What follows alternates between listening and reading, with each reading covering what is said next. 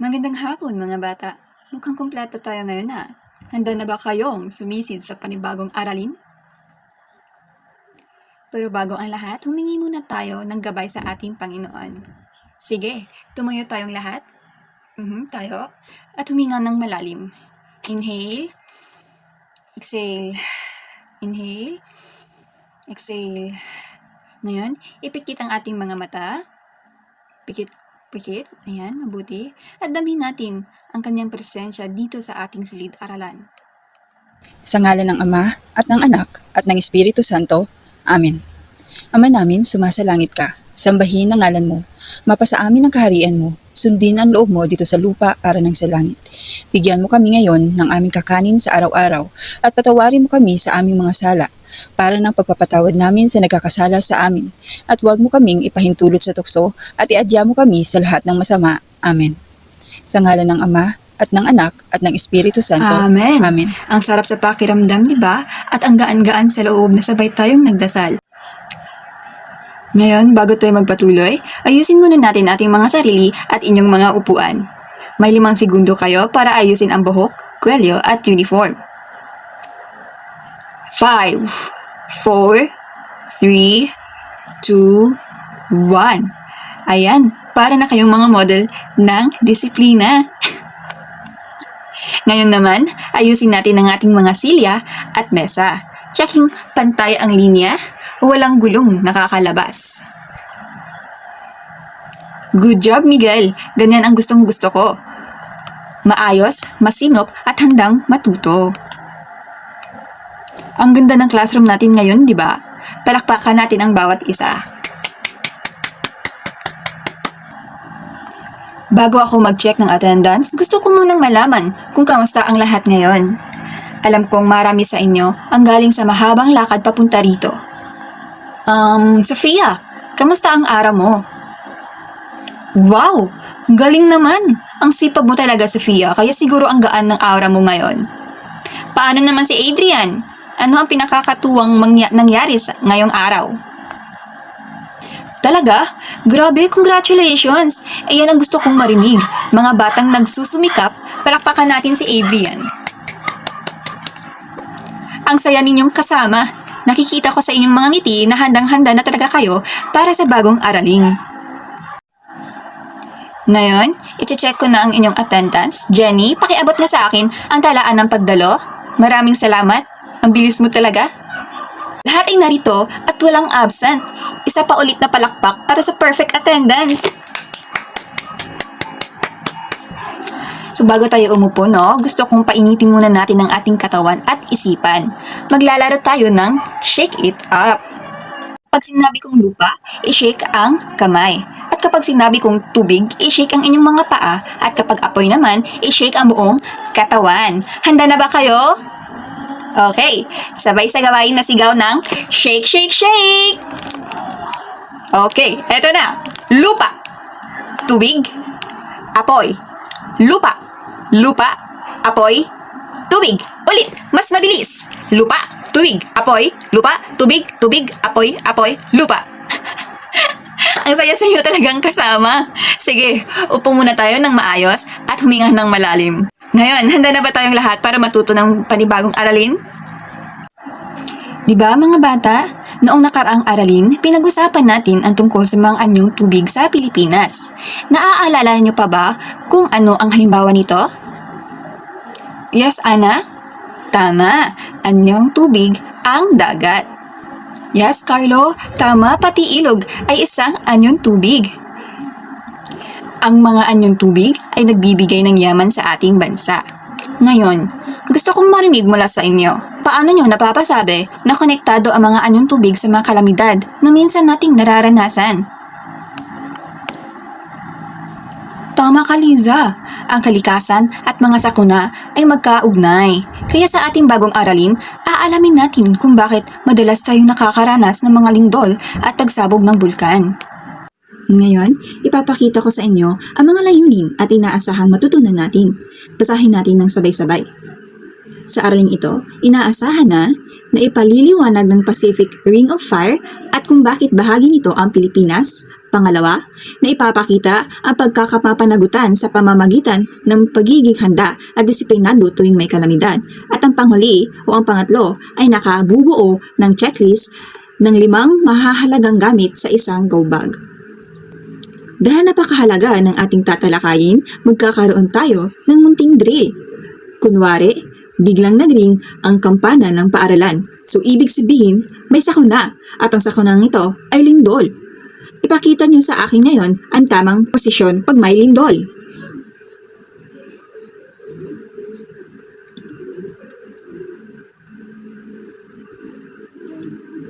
Wow, ang gagaling nyo. Napaka-disiplinadong klase.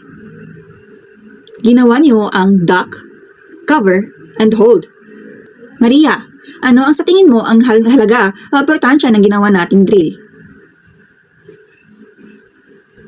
Tumpak, malaga ito para hindi tayo matamaan ng mga bumabagsak na bagay.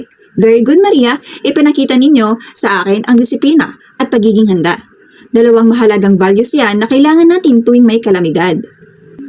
Ngayon mga bata, simulan na natin ang ating talakayan. Tingnan niyo ang tanong na ito. Bakit madalas ang lindol sa Pilipinas? Nakita niyo ba ang mga bulkang ito? Oo, yan ang bulkang Mayon at bulkang Taal. Ang mga bulkang na ito ay isang malaking epekto ng paggalaw ng ating mundo. Tumingin tayo sa mapa ng mundo. Based sa mapa, sino ang makapagsasabi sa akin kung anong bansa ang katabi natin na may bulkan din? Tama ka, Miguel. Ang bansang Indonesia at Japan ay may bulkan din. Bigyan natin si Miguel ng fireworks clap. 1, 2, 3. 1, 2, 3. Psh, psh, psh. So, sa araling natin ito, pag-uusapan natin ang Pilipinas sa Ring of Fire. Pero bago ko simulan, tingnan muna natin or panoorin muna natin ang video na ito.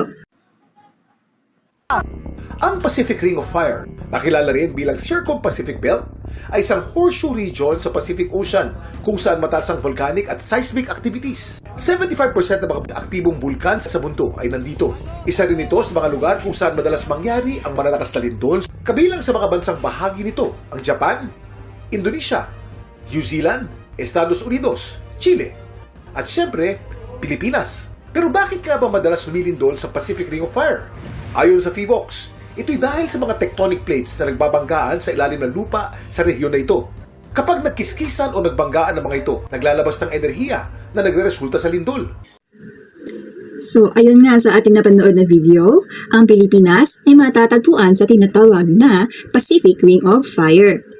Ito ay isang malaking hugis-singsing na lugar sa paligid na karagatang Pasipiko. Dito madalas mararanasan ang lindol at pagputok ng bulkan. Bakit? Dahil nabuo ang Ring of Fire dahil sa paggalaw at pagbanggaan ng mga tectonic plates. Ito ay parang mga malalaking piraso ng puzzle na nagkikiskisan. Ganun. Nagkikiskisan. At ang Pilipinas ay nasa gitna nito, kaya madalas tayong makaranas ng pagyanig at pagputok ng bulkan. Pero alam nyo bang may benepisyo rin ang Ring of Fire? Ano ang nakasulat sa slide, Sofia? Tama, mayamang lupa at likas na yaman. Huwag nating kalimutan iyan. Bagamat may panganib man ang Ring of Fire, ang pagiging bahagi natin sa Ring of Fire ay nagdudulot din ng mayayamang lupa na maganda para sa ating agrikultura. So doon sa ating napanood na video, ipinapakita sa atin nito na dahil nasa Ring of Fire tayo, kailangan nating maging handa. Titignan ko ang inyong pagiging handa sa isang simpleng gawain.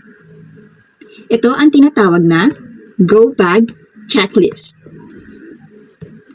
So basahin natin nakasulat. Hahatiin ko kayo sa 2 grupo.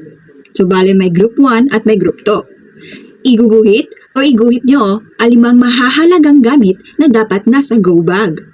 Pagkatapos, pumili ng isang tagapagsalita para ipaliwanag o magpaliwanag ng kanilang piniling gamit. Handa na ba kayo? So sa kaliwang panig, ito ang group 1 at sa kanang panig naman ang group 2. So, 5 minuto ay nagsisimula na ngayon.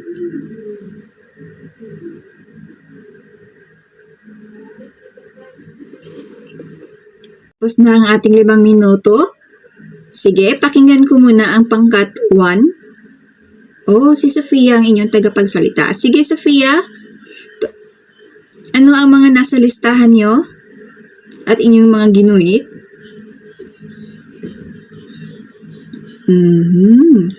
Ang ginuhit ni Sofia at ng kanyang pangkat ay tubig, pagkain, flashlight, extra na damit, at first aid kit. Napakahusay! Lahat ng yan ay makatutulong para mabuhay at maging ligtas sa oras ng sakuna. Palakpakan natin ang grupo ni Sofia at bibigyan natin siya ng... anong palakpak ang gusto nyo? Pig clap! 1, 2, 3, 1, 2, 3, oink, oink, oink. So, sa pangkat 2, ano naman sa inyo? Mahusay, Pablo. Ang kanilang lista ay tubig, flashlight, extra na damit, first aid kit, at tent. Same lang din sa grupo ng 1. Mahuhusay. Lahat na inyong mga nabanggit ay nakakatulong talaga pag may sakuna. Ngayon, tapos na tayo sa ating Go Bag Checklist. May papasagot ako sa inyo. Titignan ko lang kung may natututunan ba talaga kayo sa ating tinalakay ngayon. Basahin ng mabuti ang bawat tanong. Piliin ang titik ng tamang sagot at isulat ito sa inyong mga papel. Kasi hindi ako nakaprovide sa inyo ng hard copy kaya sa inyong papel na lang tayo magsasagot. Handa na ba kayo? Simulan na natin. Number 1. Ano ang tawag sa malaking hugis-singsing na lugar sa Pacific Ocean kung saan madalas mangyari ang mga lindol at pagputok ng bulkan? Uulitin ko. Ano ang tawag sa malaking hugis-singsing ng lugar sa Pacific Ocean kung saan madalas mangyari ang mga lindol at pagputok ng bulkan? Number 2. Bakit tinawag na Ring of Fire ang lugar na ito? Uulitin ko. Bakit tinawag na Ring of Fire ang lugar na ito? Number 3. Ang Pilipinas ay bahagi ng Ring of Fire. Ano ang ibig sabihin nito? Uulitin ko. Ang Pilipinas ay bahagi ng Ring of Fire. Ano ang ibig sabihin nito? Okay? Numero 4. Ano ang tawag sa pagyanig ng lupa na nararamdaman natin kapag gumagalaw ang mga tectonic plate sa Ring of Fire? Uulitin ko. Ano ang tawag sa pagyanig ng lupa na nararamdaman natin kapag gumagalaw ang mga tectonic plate sa Ring of Fire? Okay. Panglima, ano ang tawag sa isang bag na handa at puno ng mga gamit na kailangan natin para mabuhay sa loob ng 72 or 72 oras o 3 araw kapag may biglang sakuna? Ano ang tawag sa isang bag na handa at puno ng mga gamit na kailangan natin para mabuhay sa loob ng 72 oras o 3 araw kapag may biglaang sakuna? Tapos na? Okay. Pang-6. Bakit mahalagang maghanda ng go bag bago pa dumating ang kalamidad? Pang-6. Bakit mahalagang maghanda ng go bag bago pa dumating ang kalamidad? Pang-7. Alin sa mga sumusunod ang pinakamahalagang ilagay sa go bag? Alin sa mga sumusunod ang pinakamahalagang ilagay sa go bag? Pang-8. Bukod sa pagkain at tubig, anong mahahalagang gamit ang dapat mayroon ang isang bata sa kanyang go bag para maging handa siya? Bukod sa pagkain at tubig, anong mahalagang gamit ang dapat mayroon ang isang bata sa kanyang go bag para maging handa siya?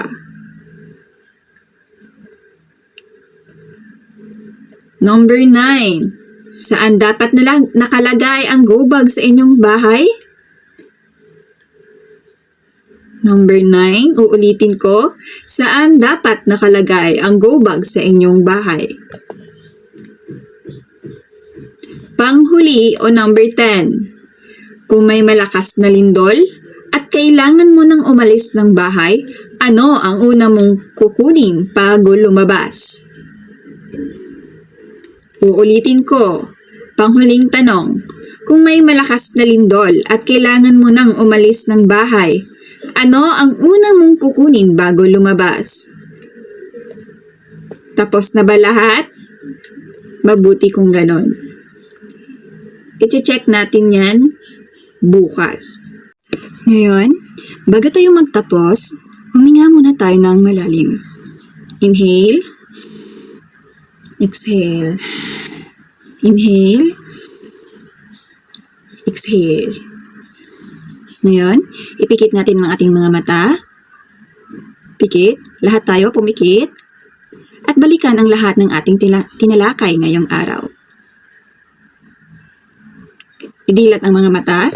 So again, uulitin ko, tinalakay natin ang Pilipinas ay bahagi ng Pacific Ring of Fire. Ibig sabihin, nakatira tayo sa isang lugar na maaaring makaranas ng lindol o pagsabog ng bulkan.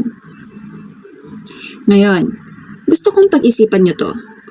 Ano ang pinakamahalagang natutunan mo sa araling ito at paano mo ito maisasabay sa iyong sarili, pamilya o komunidad?